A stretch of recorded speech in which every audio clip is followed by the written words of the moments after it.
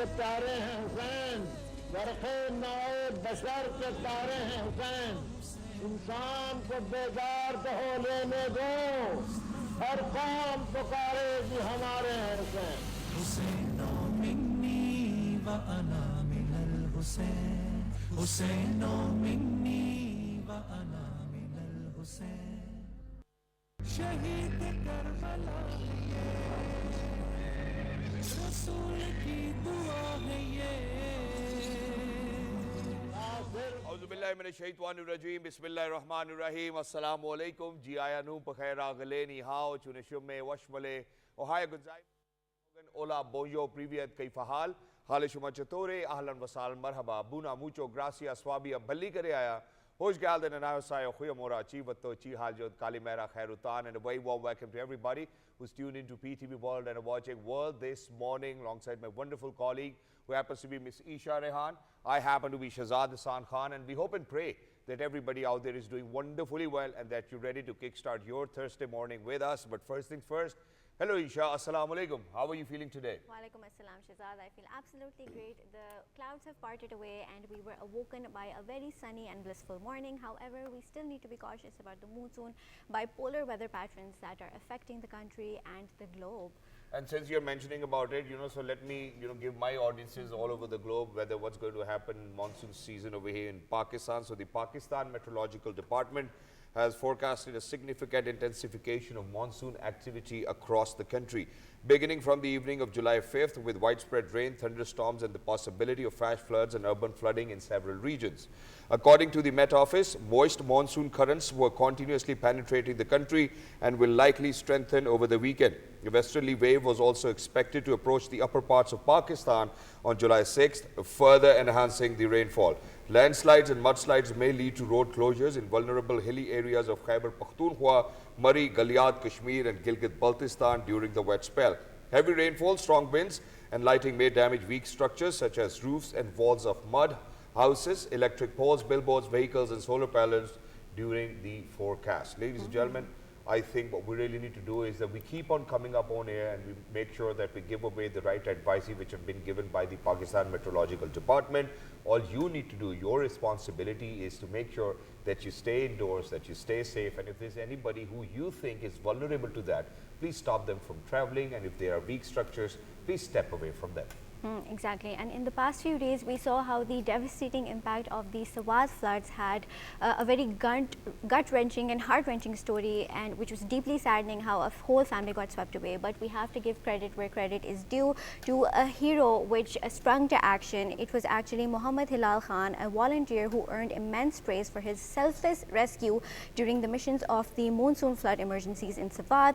That too without any official backing. The resident of Swat, Hilal Khan, used a makeshift boat to carry out rescue missions during flash floods that hit the valley every year, and these acts are done out of pure devotion for his rescue work. Hilal Khan was also honored by the Benazir Income Support Program for his courage and selflessness. So I feel like we need more people like this who are self-aware and want to give back to the community if they can, if they are I heard that he was a fisherman, so he used his skills to save lives, and that is exactly what we as humans exactly. So a rich tribute to Mr. Hilal Khan as well for for doing as much as that he could. But while we're talking about monsoons which are going to continue, ladies and gentlemen, these weather patterns is something that we will be experiencing till the end of August as well. To kind of speak about it, we're very lucky that we have been joined by Mr. Anwar Shahzad, who happens to be the spokesperson of Provincial Disaster Management Authority. Anwar bhai, assalamu alaikum. Good morning. Subah bukhair. How are you feeling today? Thank you very much inviting me to be the part of your segment. Alhamdulillah, I'm okay. Thank you so much for taking our time, and we do know and we do recognize how these days are very crucial and pivotal for you and for your institute out there as well. But sir, very quickly getting started with, how much do you think Provincial Disaster Management Authority invested in making sure that that for all of those vulnerable areas are being protected, may it be rescue missions, and what are the operational strategies that PDMA across all provinces is making sure is undertaken? Thank you very much as you advise the people about the advisory that issued by the Pakistan Meteorological Department as well as the Provincial Disaster Management Authority. PMD has forecasted that rain-producing bands are entering the most part of the Khyber Pakhtunkhwa and will become stronger in the next few days with a new weather system expected to arrive to the evening of the 5th of July. Due to this rain, I would like to alert all the tourists as well as the district administration and rescue teams that who are on the field, and that rain along with the thunderstorms, lightning, and the strong winds is expected in the many districts, including the Peshawar, Swat, Mansehra, Chatral, Kohat, Diyai Khan, especially Waziristan, and surrounding areas from the 5th to the 11th of July. These weather conditions may cause the flash flood in local streams and nullas, and especially in the hilly regions, while low-lying urban areas such as Peshawar, Mardan, Kohat, Nowshera, and Diyai Khan are at risk of the urban flooding. PDMA as well as the PDMA preparation is concerned. So during the monsoon, the Provincial Disaster Management Authority, Khyber Pakhtunkhwa, remains fully prepared and proactive to minimize the risk and response effectively to emergencies. PDMA coordinates with all the relevant district administration and the line departments to implement the monsoon contingency plan. As you know that before starting the monsoons, so PDMA make a plan.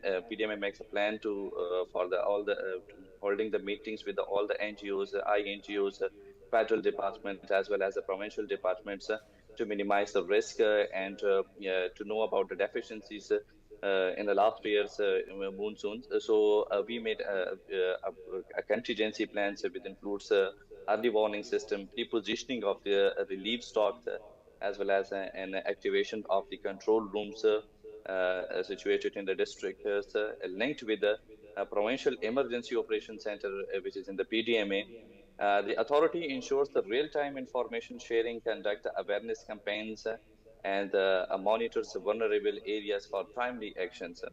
As you know that PDMA regularly issues the weather advisories, not only during the monsoon season, but throughout of the year for all the weather conditions.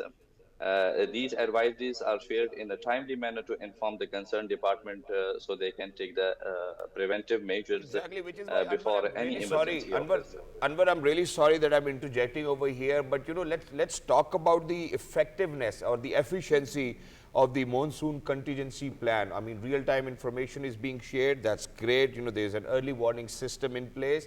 But why is it that we still see that, you know, a majority of our community, you know, may it be any province, actually is left vulnerable? Why is it? Do you think that there's something wrong on the part of the people of that particular area? Or do you think that we really need to use the modern technology to make sure that the right information reaches them? So may it be newspapers, may it be social media, may it be television, may it be news bulletins. Do you think that we are collaborating with all of that as well? Yes, but you talk about the technologies, all the things and technologies present with the PDMA as well as with the rescue teams.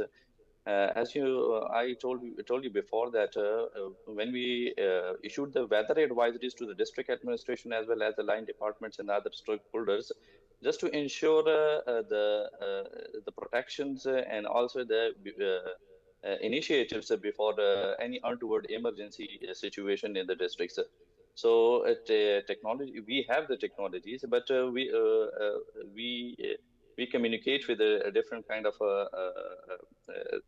departments and other stakeholders to take actions before any emergency situations. I told you that PDMA does not only work in the monsoon season, but throughout of the years, because we work in the 3 different phases before the disaster, during the disaster, and after the disaster. So when we come across an incident in the Swat, that was a particularly sorry, but I think that it is of utmost. Anwar, I'm really sorry, but I do believe it's of utmost importance क्योंकि हम बहुत ज़रूरी बात करें, and I'll have to ask you this in Urdu because अभी आपने जब communication के हवाले से बात की, तो मुझे आपको नहीं लगता कि अगर किसी भी इलाके में, आपने मनसेरा की बात की, आपने नॉर्दर्न इलाकों की बात की, टूरिस्ट की बात की, किसी भी इलाके में लोकल अखबारों में बता दिया जाए, रोज़ सुबह के भाई खुदा न खास्ता आज फ्लड जो है वो आ सकता है, या सोशल मीडिया प्लेटफॉर्म्स के ऊपर अनाउंस कर दिया जाए, या लोकल जो वहाँ के चैनल्स हैं जो कबायली ज़ुबानों में हैं या लोकल ज़ुबानों में, रीजनल ज़ुबानों में, उनके ऊपर जो है वो वार्निंग्स दी जाएँ। क्या हम ये कर सकते हैं? क्या PDMA ये कर सकते हैं? Very sorry, I have to translate it for my English audiences as well. Ladies and gentlemen, the question that I have posed to the PDMA spokesperson actually revolves around using the latest communication technologies, which may include local newspapers as well, which may include local social media channels, which may include regional news channels. Please go ahead, Anwar, please answer this. Surely, I told you before that when we issue the weather advisories for the district administration, so we just not only uh, issue the weather advisories to the district administration, but as well as on the social media platforms, in the newspapers, and a different. Look, even we announce this in the masjids to the vulnerable communities that. To sensitize the local people that were living near the river banks. So this is not just only issuing the weather advisory just to read and just you have to put in the on the table. Not just it is just for the people that we have the precautions in the weather advisories for the people that who are living in the upper parts of the Khyber Pakhtunkhwa because they are more vulnerable districts. So we have this kind of a system. So we communicate with the different media channels. We give the messages to the on the different media platforms as well as in the newspapers. We sensitize. Even nowadays, we are doing. We are making videos for the public service messages on the screens installed on the public places, and we also sensitize the tourists, especially so when they go to the any hilly areas and when they start their journey. So we give the precautionary measures to adopt these kind of precautionary measures before starting their journeys.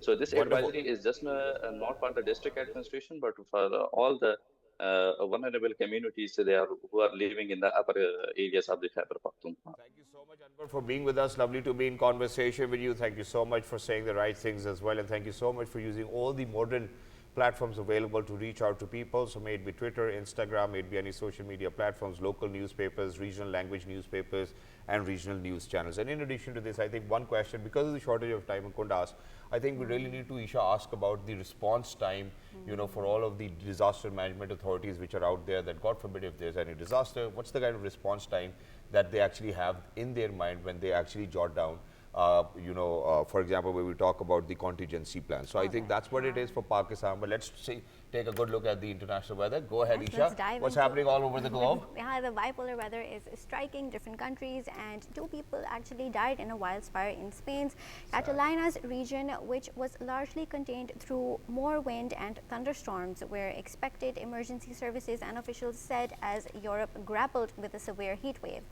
A blaze broke out in a farming area, destroying several farms and affecting an area stretching around 40 kilometers, firefighters said, adding there were no other casualties. Authorities warned that more storms were expected today afternoon and urged vigilance. Around 14,000 residents were asked to remain indoors for several hours. You know, it's very devastating how the global warming is taking place and actually having devastating consequences to human lives across the globe. Exactly, and while we are at it, ladies and gentlemen, Prime Minister, the Honorable Mia Mohammad Shahbaz Sharif Saab is left for the 2-day ECO summit in Baku from today, where the 2-day summit of the Economic Cooperation Organization will be held in Baku, Azerbaijan. The Prime Minister Mohammad Shahbaz Sharif will lead the Pakistan delegation to the summit. The theme of the summit is New Eco-Vision for a Sustainable and Climate Resilient Future. During the summit, the Prime Minister will share Pakistan's perspective on key regional and global challenges. He will reaffirm Pakistan's commitment to the ECO Vision 2025 and advocate for enhanced intra-regional trade, transport connectivity, energy cooperation, and sustainable development. And that's all what we require, Eesha, anyways, so we really need to make sure that, that any nation is actually making smarter choices. There needs to be sustainable development. There needs to be, we need to make sure that we move on towards cleaner energies. We need to keep the SDGs in mind as well. So I think we're moving towards that. Do you do that at your home? We do Are try you responsible? we do. Actually, when we go for our grocery shopping, we try to take our own reusable bags instead of buying more bags. And in other aspects of life, trying to consume less fuel, trying to be less wasteful in no. However, the weather is stopping me from doing that. But yes, diving into how humanitarian lives need to be viewed and respected. The next news I'm going to share is actually right out of a science fiction horror movie, kind of alike. The US President Donald Trump visited the newly built detention center for the Everglades, Florida, which is intended to house at least 3,000 illegal immigrants before their deportations. The facility is nicknamed Alligator Alcatraz and is surrounded by millions of miles of swampland infested by alligators, pythons, and mosquitoes. The facility also has a 2-mile-long runway for flying out the migrants. According to the officers, the facility can be expanded to the immigrants' future, and they said the harsh location of the Alligator Alcatraz will help discourage immigrants residing in the country from illegally staying in. And this is actually very, I don't know what Mr. scary Trump sounding. is up to. Certainly, I mean, I don't know where the world is moving, ladies and gentlemen, but that was something that we wanted to share with the world as well. But now, let's come down to our superstars. So when I say Pakistani superstar, what comes to your mind? I think or who comes to your mind? I think my mind goes to celebrities, and there Which can be different celebrities. There can be cricket celebrities. All right, ladies and gentlemen, the best celebrities. superstar that Pakistan has produced in recent times is Babar Azam, and former cricket captain Babar Azam has become the first Pakistani ever to be invited by luxury fashion house Louis Vuitton to an exclusive event in Paris. This is indeed a proud moment for Pakistan, as no one else before Babar has ever received an invitation from an international fashion house of the likes of Louis Vuitton. This gesture also speaks of Babar Azam's international appeal and his recognition as a star batsman. And that's exactly what happened with Big Bash League as well, where, before they've actually picked any other player, they signed Babar Azam, and I think it was a great news. So Babar Azam representing Pakistan, so may it be fashion, may it be cricket, may it be anywhere else. Ladies and gentlemen, that's how you project your country. Babar Azam, you're doing the great job. And I think we need to dive into something that is actually, that needs a lot of global attention. And that is, you cannot actually shut down the voices of religion and people who want to practice the religion in a move that has drawn strong criticism and raised significant concerns about the religious freedom. Modi government has effectively banned the use of loudspeakers for the Muslims to the call of prayer in the azan for mosques across Mumbai. This decision comes after a recent directive from the Bombay High Court concerning noise pollution, which the police have now implemented citywide. According to reports, the ban has led to the removal of public addresses system from the mosques in Mumbai, forcing the Muslim community to find an alternative way to observe their daily prayers. And that is the highlight of how humanitarian law needs to be applied. People need the freedom to practice religion and to listen to the call of prayer.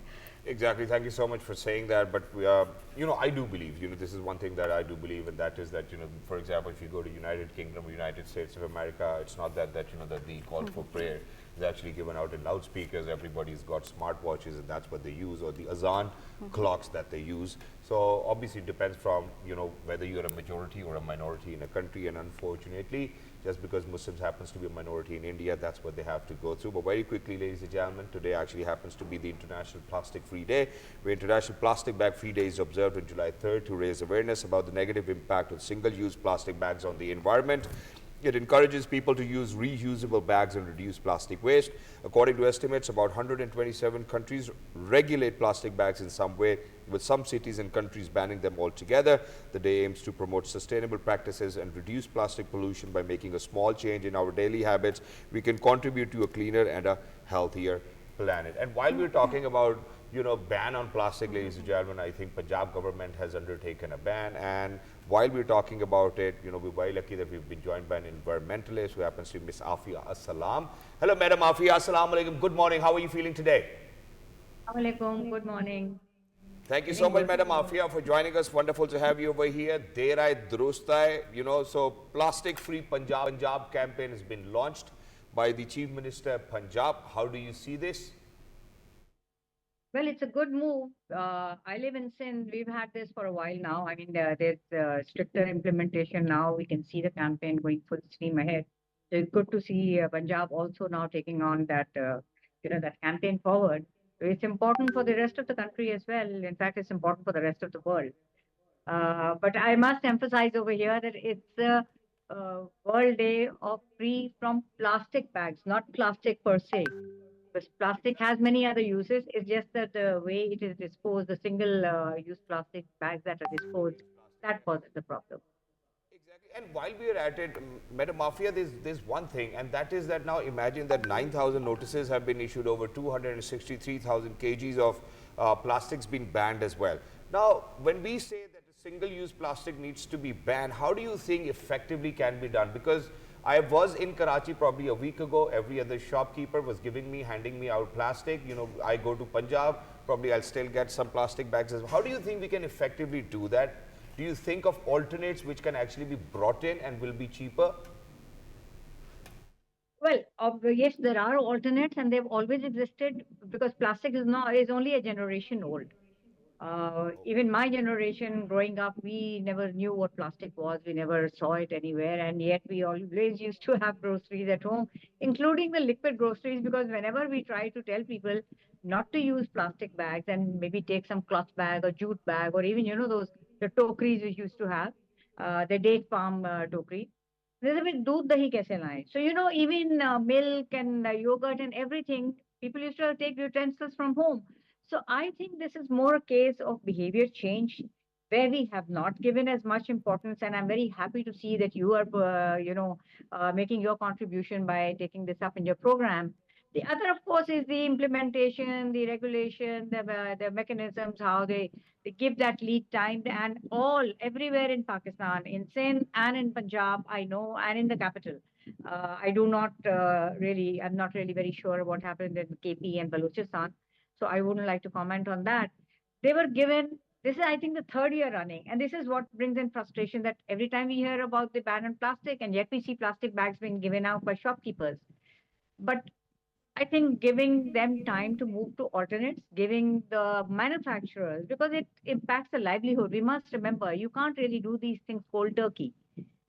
Because there's a lot of money that has gone in, and there are a lot of households which are connected to this. So they were given enough time that from so and so date, then you will not be able to sell these plastic bags. And the shopkeepers were told that if you are giving them out, I mean, the raids, I know I have seen the raids here in my city in Karachi, and tons of bags are being confiscated. Now, I wish it hadn't come to that. It didn't have to come to that, because in between, the behavior change communication needed to happen, so that those who are making these bags, they also didn't need to get into that kind of a comfort zone, which unfortunately there are very many reasons to that. Oh, I mean, it's okay. These announcements keep coming and we can keep doing what we are doing. No, there has to be a stop to this. Once a regulation has been passed out, so then it has to be implemented, and those who don't implement it will have to bear the consequences, which is a sad outcome, especially given that the time was given for them to move to alternates. But Thank you. we must Thank you, also Ms. remember Afia, that, it's the end user. It comes on the end user as well. Exactly. Thank you, Ms. Afia, for highlighting all of these facts so vividly. What I want to dive into is that Pakistan produces 3.3 million tons of plastic waste each year, and that is actually equal to 2 K2 mountains. That's very devastating to hear, actually. So does this plastic waste get recycled? How much of it does? No. So that's the problem. People think they can just chuck it out once they've used it. And then where does it go? It goes, sticks into your drains, into the sewers, into the animals and marine life ingested. We must remember it doesn't just affect our immediate environment. They are also part of our environment, the other species. So it goes into the roots of the plants. I live in a coastal city. I have seen these plastic shopping bags just, hanging on the mangrove roots, which obviously are not good for them. So this K2 mountain is actually there because we do not also have any way of disposing of this plastic. It takes hundreds of years. And even, I mean, even then, it doesn't really biodegrade. If we say it's biodegradable hundreds of years, we're not going to, see the positivity in that because 2, 3 generations will see its harms. And then what happens? People. Thank you so much, Ms. Afia, for taking out this time and highlighting these integral points for us to evaluate how we need to stop using plastic and stop being wasteful as humans. अभी आज सुबह आप वो लेके आई थी fruit वो plastic bag में था? No, I did not bring any fruits. I'm just kidding. I was just pulling your leg as well. But thank you so much, Ms. Afia Salam. You've done a great job, by highlighting how we really need to make sure that we stop the single-use plastic and make sure that, we as end users actually adopt to a more sustainable practice, which is having those bags. Like my mother used to have when we used to go to Itwar Bazaar or Sunday market. So ladies and gentlemen, please make sure that you're more sensible about it. Or probably, there are these shops in Islamabad which actually will give you a bag for 10 or 20 rupees, and then you can just make sure that, it stays with you. But while we're over here, I think what we really need to talk about, so imagine we've spoken about weather, we've spoken about plastic-free day, how we need to avoid single-use plastic. Let's talk about which is in news and which everybody wants to talk about, and that is that how the international economy is doing, because international economy will certainly have its own impact on the way that our economy is. So imagine that, when we speak about the low altitude economy booms in Guangzhou, low altitude economy is booming in Guangzhou, the provincial capital of Guangdong in South China, as traditional and innovative enterprises race to grow in the area. Guangzhou is the city with the most industrial categories in South China, claiming 35 out of the 41 major industrial categories. Many traditional enterprises in Guangzhou are accelerating their layout in the low altitude economy, while many innovative enterprises have chosen to settle there, leveraging the mature manufacturing foundation and complete industrial chain. We actually have more global news regarding the economy, which is that the global public debt rose to an all-time high of $102 trillion in 2024. It represents a 7.36% increase in the compared to the previous year, nearly at the 1/3 of its total, or the $31 trillion owed by the developing nations, according to the UN Trade Development Report titled the A World of Debt 2025. The debt figure rose from $97 trillion in 2023 and $90 trillion in both 2021 and 2022, underscoring the continued acceleration in sovereign borrowing. And that's exactly how, the international or the global market actually works. But now imagine that, that we've been hearing that Pakistan Stock Exchange actually hits all-time high. And when we say that it's hitting the all-time high, which means that, that a lot of stocks have been trading, there's the investor sentiment, which looks very positive, and that we are doing great. But what we really need to ask over here is whether, is it a bubble or is it really a boom? And to answer this question, ladies and gentlemen, we're very lucky that we've been joined by Dr. Hassan Daud. But hello, Hassan Saab, assalamu alaikum. Thank you so much for your time. How are you doing? Good morning. You very well. Thank you very much. I am right now in Beijing. I'm in the business district of Beijing, so I think I shall be able to address some of your queries from here. I think that's wonderful. But certainly, we're not going to talk about Beijing right now. We're going to talk about Pakistan Stock Exchange because we do know how it is at an all-time high. But sir, what does that indicate? First of all, for our audiences out there, what does this indicate that, that the investor sentiment is in a positive direction and that is going to continue to grow? What I'm witnessing, as an observer from outside and as a person who deals with investment all the time, what I'm seeing this time, and this is a major shift to the earlier policies, is a whole of government approach. SIFC, the Prime Minister Office, the Board of Investment, the overall functionaries, the regulators, the FBR, they're all looking at building an enabling environment where the sentiments, not just the sentiments, but actual manifestation of the policy happens, both in terms of creating an ease of doing business, but also creating a sustainable ecosystem which can support the business environment. There were few indicators which were alarming when the overall performance for last year came. One of them was the large-scale manufacturing, where the performance was not good. The other was, of course, the agriculture sector. So now these sectors are important, and the government is putting all its weight, all its support towards that. So when an investor looks at this, when the investor. Sir. All right. I think, Shahzad, I think we need to talk about the positive triggers that have actually affected the economy, and that is that inflation has slowed down from a 3.32% since last year, and also food inflation has also lowered down to a staggering 2%. And also, not just that, the government has abolished the electricity duty on the industrial power tariffs, which is actually boosting the economy. Exactly, which is why, Eesha, I'm going to ask you this as well, that, for whatever information you've shared, what does that actually mean? That means that, firstly, the economy is having a positive impact with inflation. Inflation has been an all-time high since the past few years. So now that more money is not going to be used in a very ineffective way. So I think we need to dive back to our guest and ask him which is why, now, Dr. Saab, can you hear me? I think I'm trying to reach out to Dr. Saab, but I think that, Dr. Saab cannot hear us because he's in Beijing as of now as well. So, so thank you so much for mentioning that. But Eesha, for everybody who's out there, probably who are fresh graduates, I think everybody needs to listen to this. We do know for a fact how, trades are being shared, there are policies in place which are actually strengthening our economy. And imagine that the good news which came just yesterday as well, that last year our foreign reserves were at $9.6 billion, and we've jumped up to $14.6 billion, which certainly shows a lot of positive sentiment from the investors, maybe foreign direct investment. But what we need to kind of hear over here is that it's one of the major roles is political stability. It is. And I'm sorry, but I'll have to say this. When we say political stability, unfortunately, I think going back, to the interim setup, and then Prime Minister Mia Mohammad Shahbaz Sharif Sahab was earlier there as well, and going back, you do know for a fact how people were on the streets and there was political instability and roz ladai and jhagda, and that's not how countries work. So thankfully for Pakistan that we now experience political stability under the new or the current regime as well, may it be political leadership, may it be military leadership, alhamdulillah. Not just that, I think that the good news from IMF, FATF or global markets is coming in as well. There's more stability.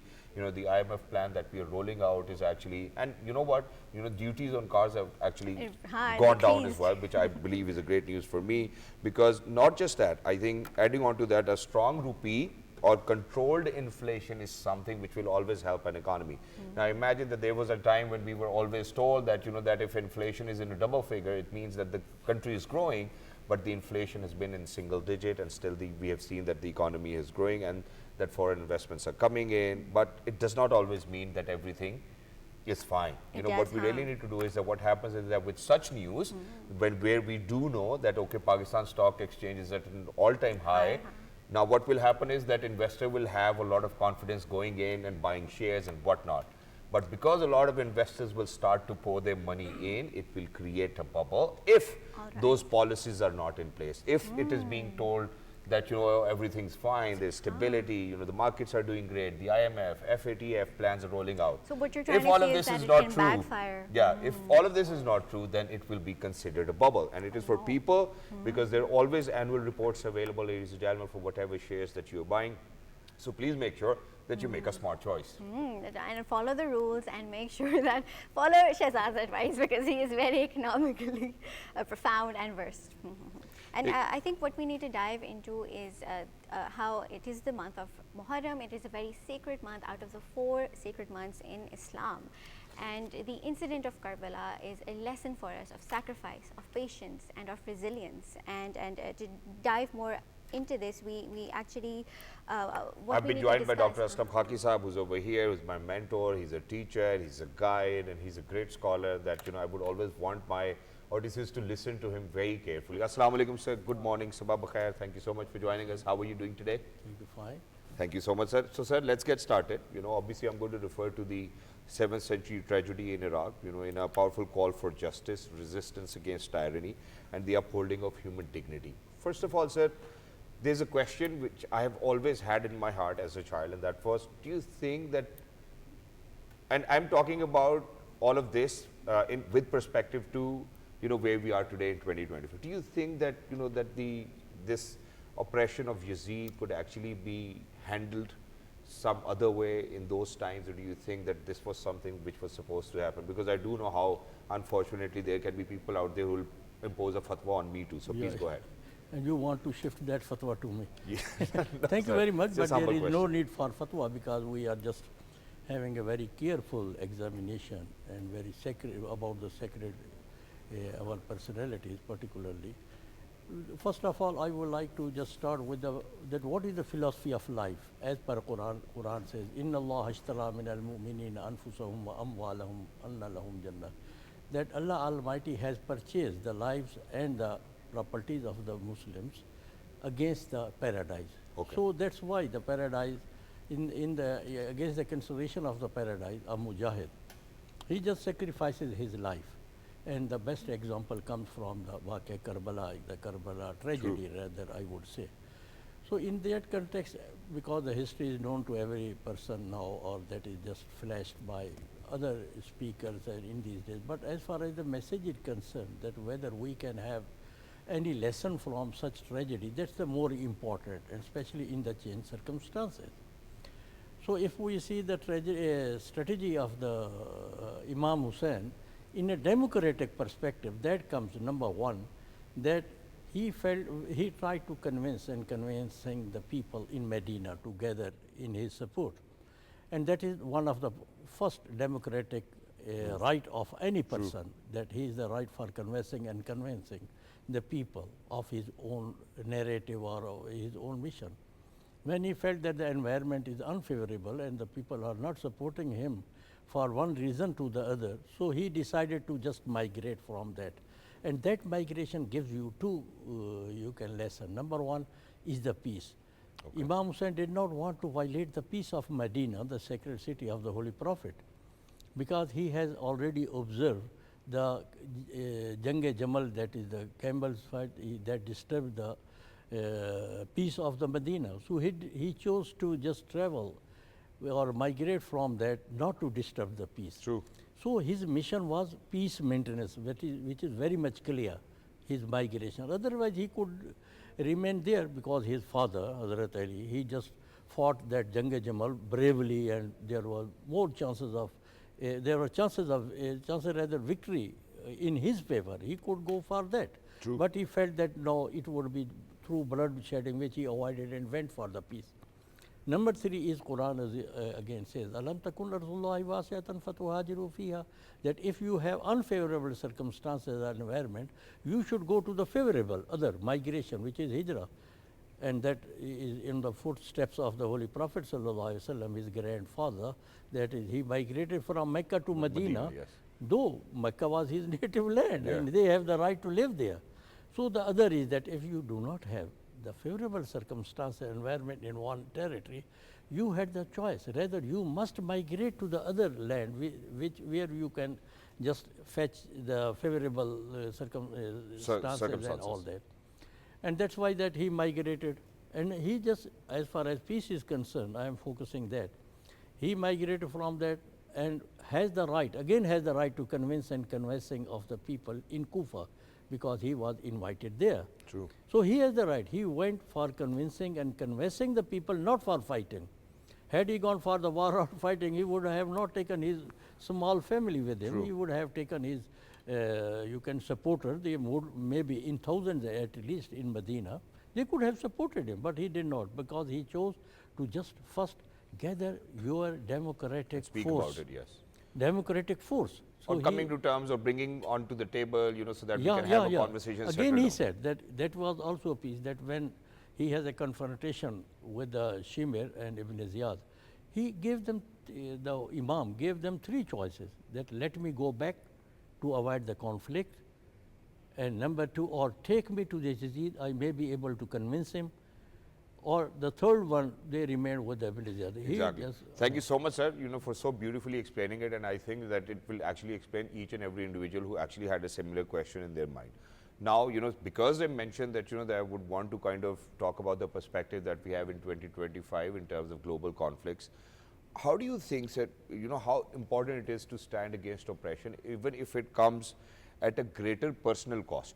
Now, that's something that we are unable to kind of handle, because where we imagine that all the solutions you have provided, that that if it's unfavorable circumstances, migrate to another place, not to disturb the peace, or probably where people invited, and you certainly need to sit down on the table to talk about it. Now, for all of these things will come at a personal cost. We have had examples, may it be this region, may it be any other continent of this world, where people will avoid that because it comes with a greater personal cost. That does not mean that we are actually resonating with the message of Karbala. How do you think we can do that?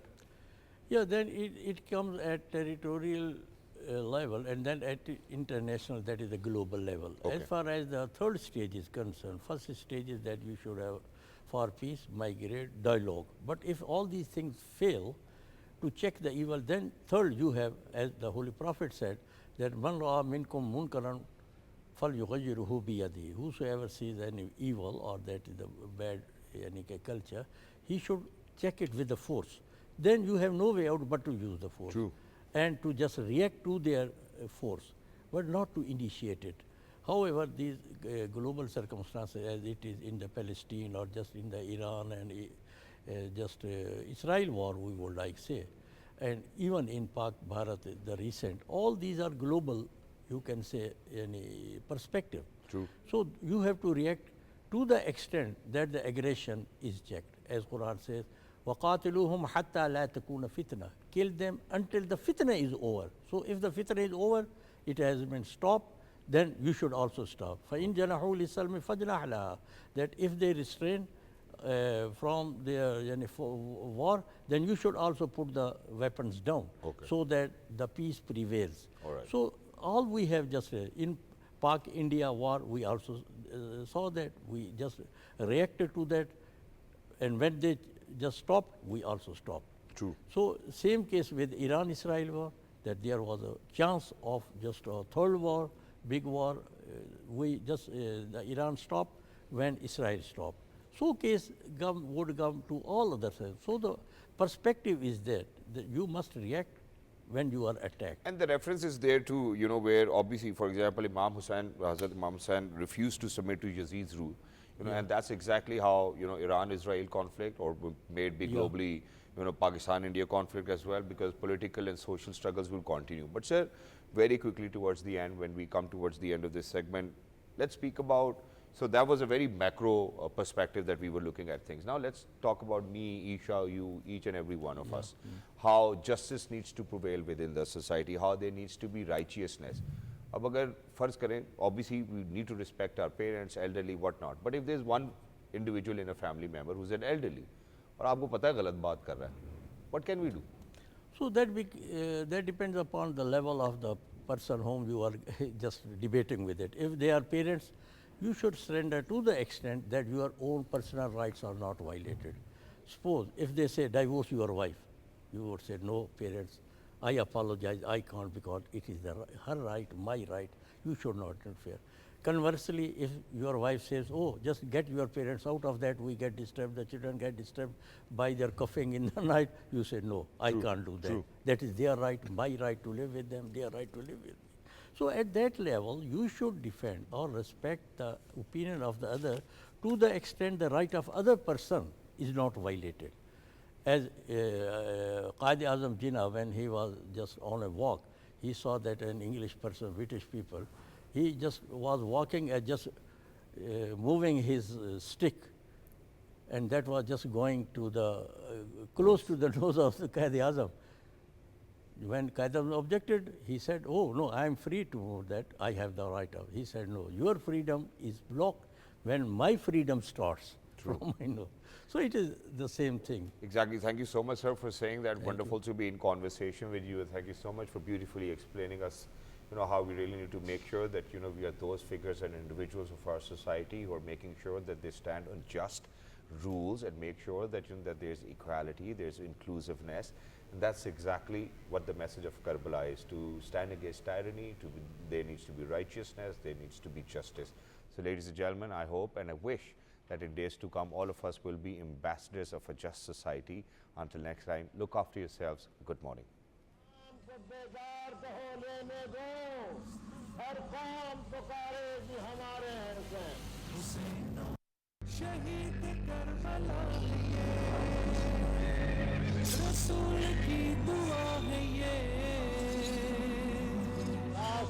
मुसलमान के प्यारे हैं हुसैन, वरक़े नौ बशर के तारे हैं हुसैन, इंसान को बेजार तो हो लेने दो, हर कौम पुकारे कि हमारे हैं हुसैन. حسين مني وأنا من الحسين حسين مني وأنا من الحسين